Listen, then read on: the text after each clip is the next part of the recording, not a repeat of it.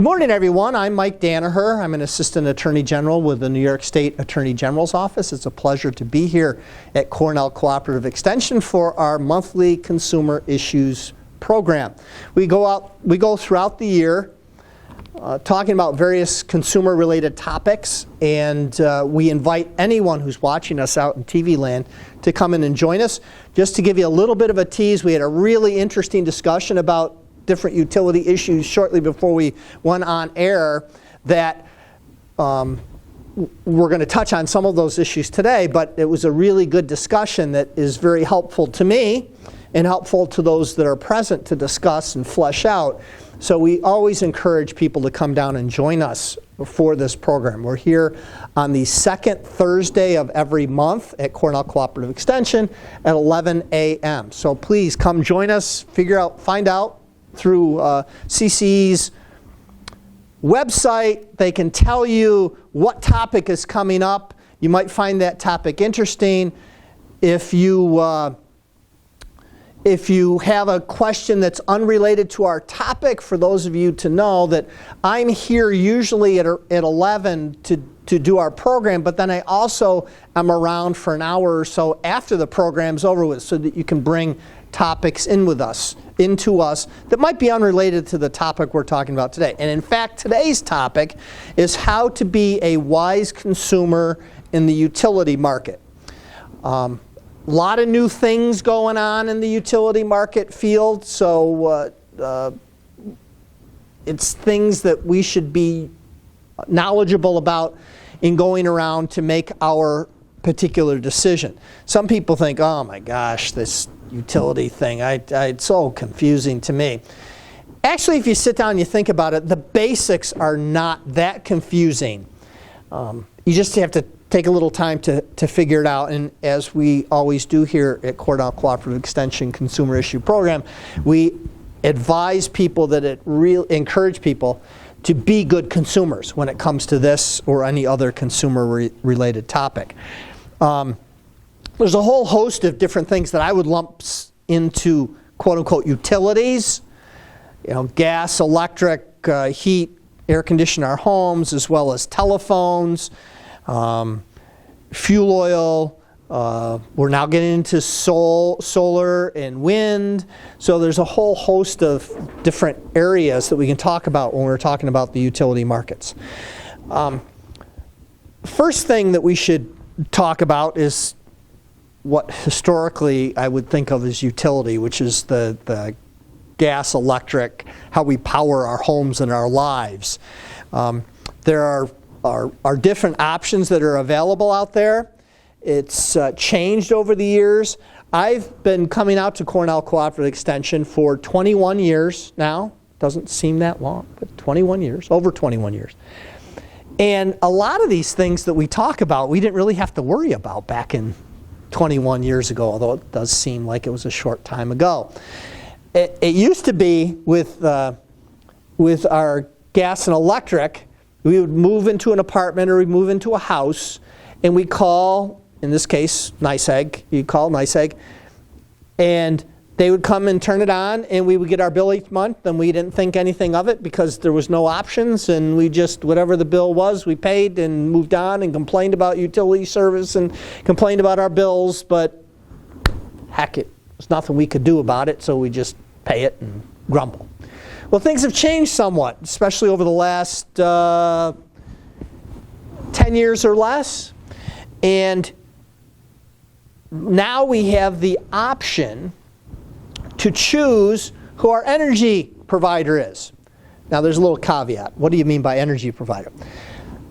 The pipes and wires that get the energy to our house, that's the same.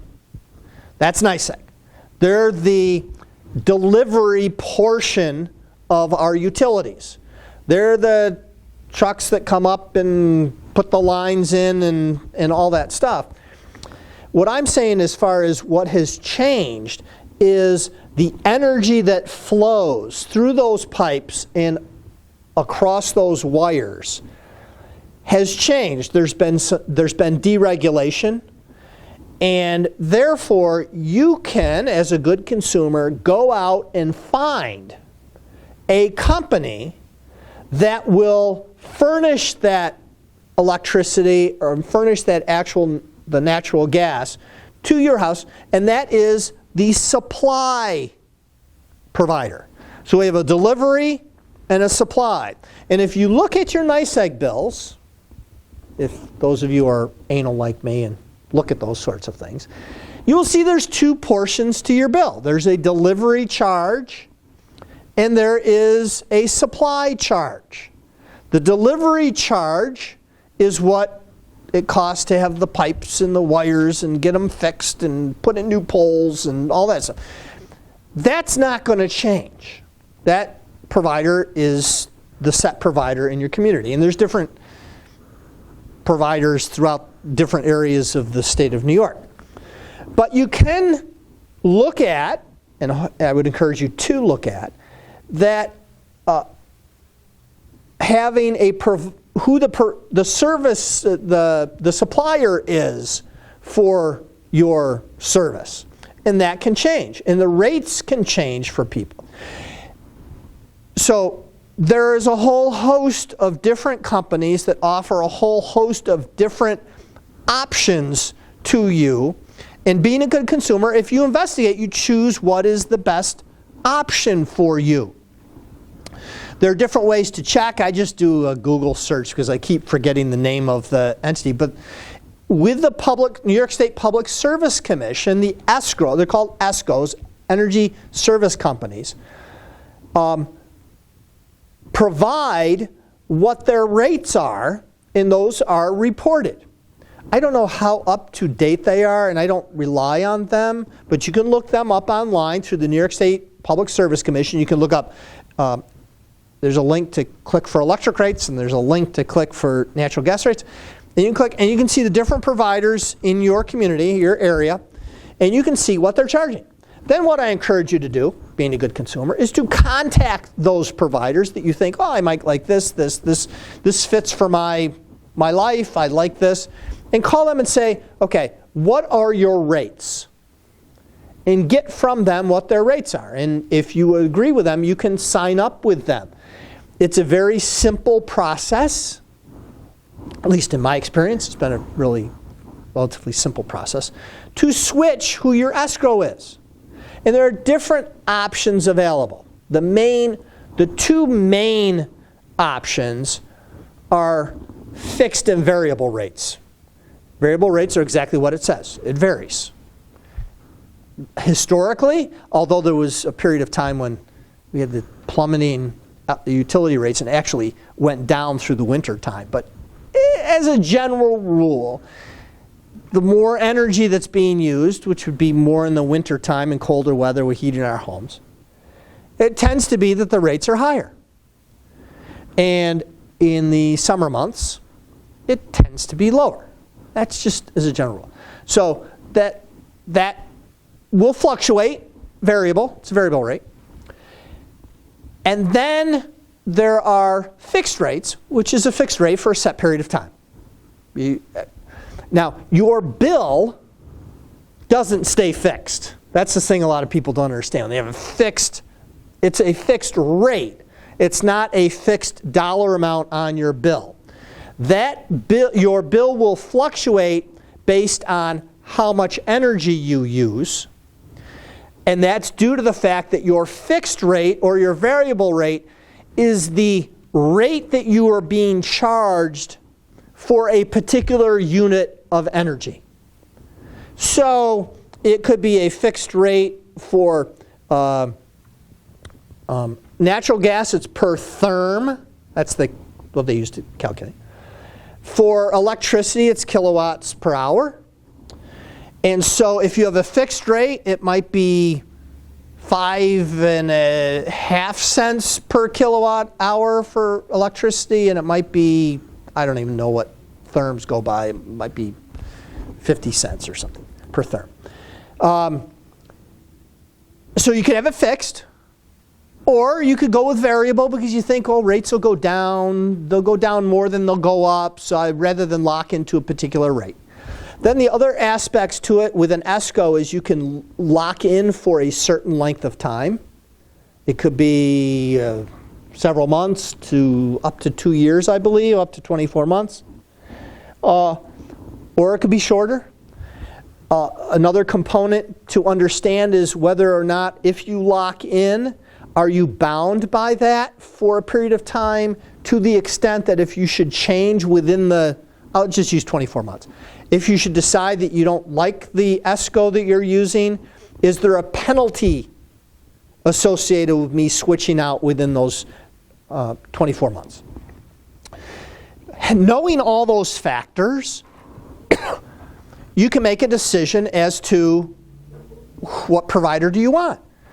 Within the fixed and variable rates, there are other things that you might find is part of what you want to consider, such as, do I want a provider that provides me with 100% renewable energy? They derive the energy that comes into my house from only renewable sources? Do I want to do that? So there's an option there. So we have to sit down as a good consumer, make a choice. Do I want variable, fixed? Do I want 100% renewable? Do I not? Do I want some type of hybrid of that? Is there a cancellation fee if I cancel within that period of time? And then you can make a decision. The other thing that you can do, if you're really, really anal like me, is you can actually check and see how much energy you've used over the years, and you can kind of do, well, if it goes on history, my utility bill could be around roughly this much a month, and make that choice. So we have to be good consumers in making that decision, gas or electric, and who we want our providers to be. If you, for lack of a better term, don't make a choice, one will be, in essence, made for you. My experience has been that usually is that is a variable rate.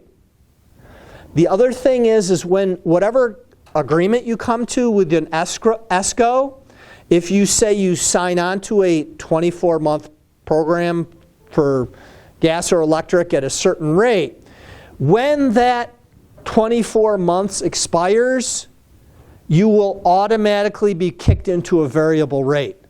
And we've had complaints come into our office that said, oh, my rates went up astronomically, and how can they do this, and I'm being gouged. It turns out that they got changed to a variable rate and didn't read the letter that they got, because you get notice a month or two before your contract is up. Didn't pay attention to it, thinking maybe it was junk mail, and threw it away. And all of a sudden you got kicked into a variable rate, and depending on what time of year it is, the variable rates can be significantly higher than a fixed rate, and which can totally change the lump sum amount that you pay in your bill. So something to be mindful of. Also, the utility providers also have plans that are available that hopefully will help you spread the cost over a longer period of time to keep your bill relatively close. But it's my understanding that those get adjusted quarterly. And so if all of a sudden there was a huge, you're on a variable rate, although you have kind of a fixed payment plan, and all of a sudden the rates spike for some period of time, you may get a shock.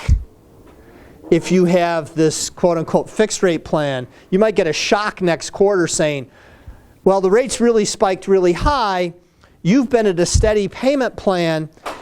Therefore, not only do we have to recoup the money, the actual cost of what you used, we have to allot for that increase over the next quarter. And so you jump not only to recoup, but your rate, you also jump because they have to anticipate the next quarter, and all of a sudden you get this big bill that's hundreds of dollars more than what it was before, and you're up in arms. I'm not here to say that's right or wrong. What I'm saying is that us as good consumers, we have to understand what's out there, and then being a good consumer, make that choice. So understand what your needs are, understand what works best for you, and then make a wise decision when it comes to that. Another huge field that utilities have come into over the last 10 years is telephone. They used to always say that back in the Ma Bell days, is that you could have whatever telephone you wanted as long as it was black and it was rotary. Things have all changed now. You don't even get phones from the telephone company anymore. You go out and get your own phones, and there's all types of options available with phone service. There's phone now that's being offered over cable, through our cable providers, that you can bundle with other utility services. There's telephone companies that are out there that you can use to provide your telephone service. And again, it falls down to, with all of these options available, to make the best decision that you can, given your individual circumstances. It wasn't even that long ago that there was an option of, and still is, option of phone cards to make long distance calls at a lower rate.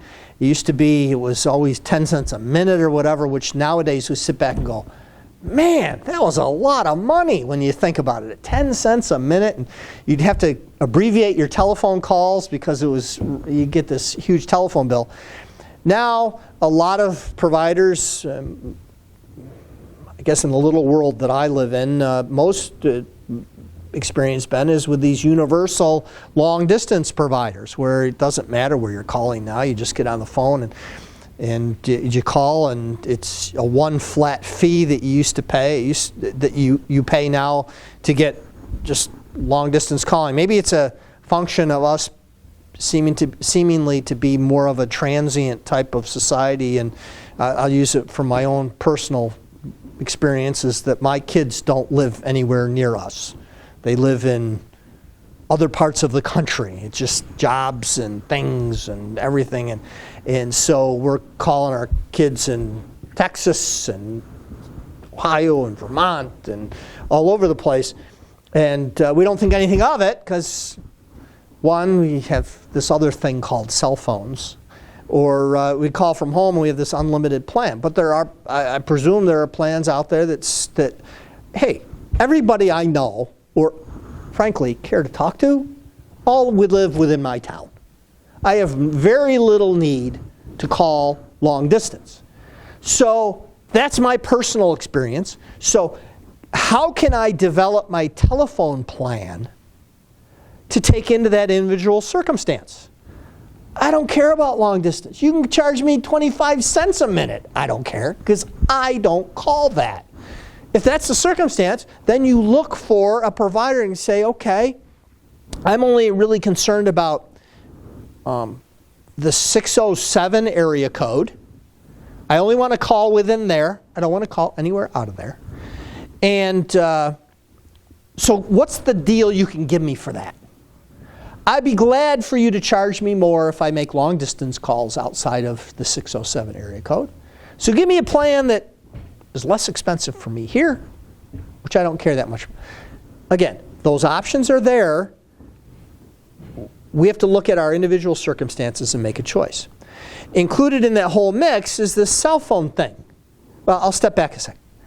There's also available for a landline phone in addition to the regular telephone company providers, there's these voice over internet phone systems through your cable provider that you can choose to say, well, I'll still have a landline, be like a dinosaur like me, still have a landline home phone, and call. I decided to ultimately bundle it all with my cable provider, so I have the whole shoot and match with them. And that works for me. It may not work for others. It's kind of interesting because I tried to call someplace from my home phone, which I didn't realize but it was a voice over internet protocol. And I wanted to leave a message, or I had to hit a couple of buttons for customer service, whatever. And I was told that that service, whatever it was, I don't even recall what it was not available to me because at this stage it was not available to voice over internet protocol provider. I didn't realize that. I thought that was interesting. But there's that option to bundle it through their cable provider. And there's advantages and disadvantages to both. Like if cable goes down, do your telephones go out as compared to have a separate landline? Again, choosing what we do as being a good consumer. As far as cell phones, same thing with cell phones. There's all kinds of different options available with the use of cell phones. And again, you have to choose what's best for you. There are options available out there where you can pay for a certain number of minutes. Who does that help? That helps the individual who doesn't use the cell phone much, maybe needs it for an emergency, maybe needs it when they're traveling, but doesn't otherwise. This is just a contract. They still have one of those flip phones, the one thing, but that's all they need. Talk about my parents. My parents have cell phones. Don't answer them ever, which drives me crazy. But has them in case they need them. And so theirs is little use, but have it for convenience. And if that's the case, they have a plan that they pay per minute or they pay a monthly charge, but their time accumulates and then they can start using their minutes, which is significantly less than what I pay for my cell phone and family with cell phones, which is, I have car payments that are less than my cell phone bill. And there's a whole host of other options available. But so rather than the per minute charge, you can get unlimited charge. And I'm just talking about the cell phone portion. Sometimes when I talk to my kids, it seems like when I'm having a discussion with them, that they almost would seem surprised that you can actually use a cell phone to make telephone calls with.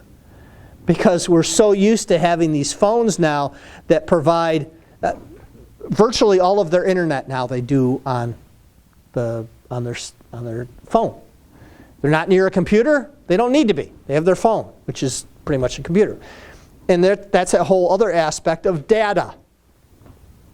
So there can be if you have a smartphone or a phone that provides data, which apparently they all do nowadays, you have data options. And again, based on your personal use. We finally, anecdotally, had to go with the unlimited data plan. Because I have one family member whose name I will not reveal, who seemed to mess up our plan every month. Because I used to have a plan that had a certain amount of data. We'd use, as a family, we could use a certain amount of data. We had one rogue family member who gobbled up all of the time, all of the data. And the rest of us were stuck. And then if you went over the allotted data, it was significantly more expensive. To where I finally said, to heck with it. We're all going on unlimited data. There was a huge cheer in my household when we did that. But so did the cell phone bill go crazy. It's a large cell phone bill. Again, that is what works for us, but for others it may not. And we have to sit down and choose. And the important thing about being a good consumer, don't let a salesperson talk you into what you need. You have to decide what you need, and then you make the decisions based on that. So choosing a cell phone or internet wireless data provider is something that we as good consumers need to investigate and make that decision. Another utility is cable and television. What's available out there? There's a whole host of things, and it's getting greater by the day, it seems like. We've got the classic cable from Spectrum, which serves this area, Comcast, is it Comcast? Charter Communications. That provides the cable based on the franchise in your municipality. The municipalities municipalities get money paid back to them and franchise fees and allow this provider to come in. But there are other options. There are satellite providers that can provide satellite television.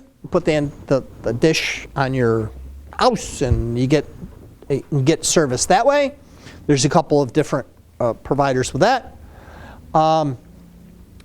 Or what is now happening is that people are now using Wi-Fi to provide television to there are a whole host of providers that provide these television shows over the internet.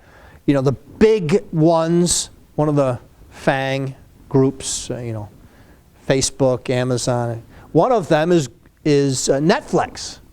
And Netflix is one of the big providers they have original programming, movies and all that stuff. There's other services, many of whom are associated with big communication, video communication entities. There's Hulu, there's Sling, there's all kinds of things out there that people should investigate, where now all you really need is a internet service within your house, and you can sign on for all these other types of options. As I'm reading news on a daily basis, there seems to be more and more coming as we know it. Walt Disney apparently is going to start their own channel, where it's going to have all kinds of options. And Time Warner now is Warner Broadcasting or whatever. They're providing. Everybody's starting to investigate these options now that they can provide that. So I think if we're talking about this 5 years from now, I think the landscape's going to be completely different. It just working that way. Again, we have to be good consumers. If our whole existence in television watching is the old television shows, we harken back to those days, and we had Gunsmoke and the Beverly Hillbillies or whoever it is, and that's all we care about. There might be a service available out there that you can get those types of shows and old movies that you can get that's significantly less expensive than other options that are there. And if you just investigate, you might be able to work what's best for you. I'll give you an example in my circumstance. I actually, this was a few years ago, put in an office in my house. I have an office there.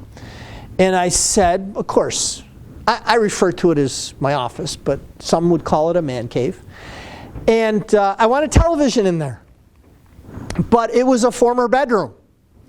And we didn't have a television in there. So I actually called, and it was back at that time, it was Time Warner, it was a few years ago.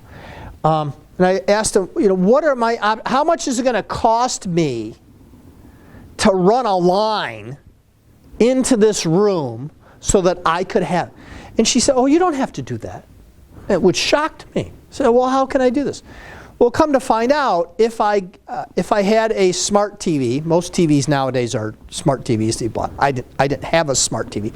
But there are ways to make your TV that you had smart by getting one of these Wi-Fi receivers. There's a Fire Stick through Amazon, and you can get Roku is one. There's another one called Apple TV. And I'm not going to go into the intricacies of this, but be a good consumer. Choose your option wisely. Just as a particular example, if you get Apple TV, which is just a box that receives an internet signal that has apps, and you can have apps for different television stations, HGTV and ESPN and Major League Baseball and CNBC. They all have these different apps. Depending on which option you buy, Apple TV, Roku, or whatever, may only allow certain apps to go on that device. So again, be a good consumer, investigate your options, and choose. And I found out that one particular type of unit, I couldn't get the Spectrum app, or at that time, Time Warner app. But on another one, I could. And what ended up happening was that all I had to do was plug this thing into my television, and I would go to the television, I went to the Spectrum app, and I would click on it, and I found out, the person told me, the customer service rep told me, if you're within your Wi-Fi that is part of my bundled bill, I had television, internet, cable, and telephone on my bill, as long as it was in the Wi-Fi area that serviced my bill, if I clicked on the Spectrum app, although it was internet-based, I was somehow related, and it knew I was in my Wi-Fi area, and it would give me every channel on that app that I paid for on my cable. If I was in my neighbor's Wi-Fi, I couldn't get all the channels that I subscribed to with my. But if I was, so anywhere I had one of these devices hooked to a television, I could get wireless reception of my cable anywhere. So I didn't have to run lines. I could just use this thing. And it turns out, because there's a rental fee associated with every cable box that you have, and I had multiple, I turned them in. I only have one. And I turned them in, and then throughout the rest of my house, my son had a television in his room. We have a workout room. I had an office. We have a bedroom. It's all over the place. I only need one cable box, and I had access throughout. So I investigated the options. So I encourage people to do the same thing. What works best for you? Do you not even need cable television? It depends on your circumstances. Maybe you just want to watch old movies, and you can get that streamed to you through some streaming service. It could be Netflix. It could be one of the other hundreds of providers. You can make the choice that works best for you, and it may prove out that you can reduce your utility bill significantly depending on what your choice is. So it falls back to that adage, be a good consumer. Although, as we're taping this, we're in the middle of summer, we still have to think about what's going to happen in the future, and that includes winter will be coming sooner for many of us than we would like. But we have to, another thing that we have to consider is propane and fuel oil. I lump that into the utility section. Let me give some words of advice. There are, first of all, no controls on pricing. It's just not our nature. There's no price controls on those items. So fuel and propane will fluctuate, and it will depend on supply and demand, what's available out there. Understand, because there are no price controls, prices fluctuate widely between fuel and propane providers. There can be a significant difference in what one provider charges versus what another provider charges, even in your community. So don't just rely on the entity. If you're concerned about price, especially, don't be reliant necessarily on saying, well, I've had this one for years, I'm just going to keep it the same. Because we get complaints in our office from people who are shocked at how much they're paying per gallon for their fuel, oil, propane. And that they then get on the phone and call another provider and find out that it's so much less per gallon. And I'm getting ripped off, and they say it's price gouging and that sort of thing. Well, it's not necessarily price gouging. We have to be good consumers and go out and investigate those options. The best time, as you're watching this now in the summer, the best time is now. Now is the time to look for those, decide what rates works best for you, and lock into your contracts now. So that when the winter hits and you didn't go ahead and do that, and what you end up paying is what we talked about earlier about gas, about natural gas and electricity, you pay a variable rate. You pay the market rate, what the market is charging now. And there are options now. If you go in, you can look and lock into a rate. And you say, well, the gas company is making millions off of me. I can explain how it works. What happens is that if you call a fuel, oil, propane company now and say, okay, I'm getting ready for the fall and the winter, I would like to find out what the rates are, and they tell you what the rate is, and I haven't looked at those, and so I'm just going to grab a number. It could be completely off base, but let's just use it for example purposes. $2.50 a gallon. Okay. It's $2.50 a gallon, locked in. We can lock you in for your standard usual usage for a winter time is 1,500 gallons. So we can charge you $2.50 a gallon for the 1,500 gallons. And you go, great. And then you lock in. What does the gas company doesn't say, okay, we've got a new customer and they're paying $2.50.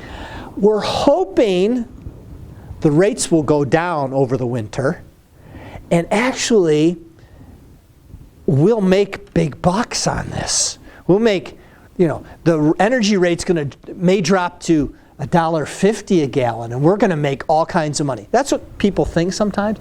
No. They're not doing that. The legitimate ones, the ones that have been around for years and stuff, don't do that. What they do is, when you lock in, they lock in. They go to their suppliers where they get the fuel propane from, and they say, okay, we want a contract for $2.50 a gallon. It's less than that because they have overhead and stuff they can. Let's say they lock in at $2 a gallon, and they lock in. They're bound to pay $2 a gallon for the 1,500 gallons that they bought for you, that they will deliver to you. Consequently, you're locked into them as well for the $2.50 a gallon. So if prices go down, the ultimate distributor can get it for less, so be it. But you know what you're getting, you know what price you're going to pay, and your distributor, your local distributor, they're locked in. They're already locked in. They're not. Because it would be a horrible, horrible situation, and I will tell you, it did happen with fly-by-nights. They did that. We had a few years ago where the energy rates plummeted, fuel rates plummeted, and they got in the game. And people got locked in at a certain rate, and they made all kinds of money. What happened the next year? They pulled the same stunt, and prices went way up. What happened to them? They went out of business. They disappeared because they thought the rates were going to go down. They locked you in at $2.50, but it was costing them $3.50 to get the gas, the fuel, and they went out of business. So the legitimate companies you're dealing with, when you lock in, they lock in. And you get that particular rate. They're not making boku bucks off the fact that the difference is in price, because they'd be losing their business if they tried to pull that year in and year out, because over a period of time it's going to catch you. It's gambling, and it's going to catch you. They don't do that. So you go out, you investigate now, you lock in at a rate that you want to lock into, and then they lock in and everybody's happy. You're going to get their rate, you know what you're looking for, and you go ahead and do it. If you don't lock in, you go by the vagaries of the market. Whatever rates happen, if they spike up, the next time you have to fill up in January, you have to pay 50% more per gallon. That's what happens. That's the risk that you run, and you can choose to do that. It's our free choice to do that. But understand those options are available out there, and to make sure and decide whether or not it is in your best interest to do that sort of thing. It's not typical that people are being price gouged. It has happened, and if it is, that's where our office has jurisdiction in price gouging. In fact, our office just announced yesterday, I think it was, a case where gouging had occurred. And price gouging, an increase in price is not price gouging. It's not price gouging. In New York, we have a law. It's a price gouging law. And what that means is that a provider of essential items cannot exploit a sudden change in the market to their own benefit. It could be a sudden change due through, in a lot of instances, it's a natural disaster of some sort. Many years ago, I'd say like 20 years ago, maybe more, there was an ice storm in the North Country of New York where energy disappeared because trees were down. And what people were doing was they were running down here and going to Home Depot and buying generators for $700 and running up to the North Country and charging $2,500, and people were stuck and they were forced because of that circumstance. We also had situations where during flooding in the southern tier, where because people couldn't get out of town, highways were blocked with floods both ways, and hotel rates went up by 150, 250%, where it was exploited. What the price gouging statute is simply where someone cannot exploit the term is abnormal disruption of the market. Outside of the ordinary, abnormal. They can't exploit that for their own benefit. So they can't, although maybe prices didn't increase that much, but they tripled their prices knowing that, hey, I'm the only game in town because of the flood, because of the hurricane, because of the ice storm. So I'm going to exploit this and charge 3 times as much. Our office brought numerous cases against people who exploited those. I know myself, I personally had some hotels in the Binghamton area that we actually had settlements with.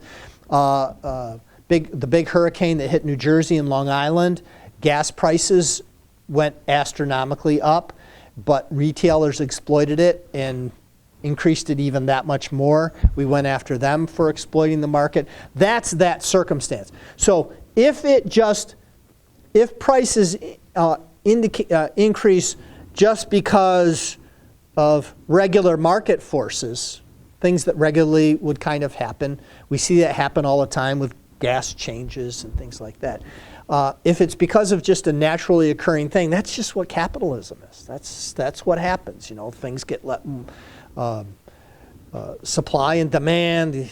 People only took basic economics in college like I did, and you had the supply curve and the demand curve and where they mix, and that the centerpiece can move up and down. That's just what happens. That's not considered to be price gouging in New York statute. The reason why I bring that up is because the area of utilities and fuel oil and those sorts of things are usually the area that I get a lot of complaints from people that claim that there's a price gouging as a result of that. But if it's not due to an abnormal disruption of the market, it doesn't fall within our statute and doesn't apply. But if someone were out there and we did have an abnormal disruption in the market, and they felt that somebody was exploiting that, they should feel free to call and contact our office and let us know what's going on out there. So I hope you were all informed about issues that come up in the utility area. Know that it's just not a simple thing anymore, that we need to put a little thought. It doesn't take a lot of time, but still put a little thought so that we can make the best decisions that we can make as a good consumer. I hope you're enlightened. Hope that gets you to think a little bit about that and make a wise decision. If anybody has any questions related to utilities, to the best extent that I can, I will answer those. Otherwise, thank you very much for attending. Those of you out in TV land, please join us. Join us the second Thursday of every month at 11 a.m. at Cornell Cooperative Extension at 615 Willow Avenue here in beautiful Ithaca. We'd be glad to have you join in the discussion, bring up things that I might not have thought about, and then we can have a good dialogue. For those of you that are here, thank you for coming. I really appreciate it. It's helpful to have you here to look out at your faces. And hopefully we will see you next time. Thank you.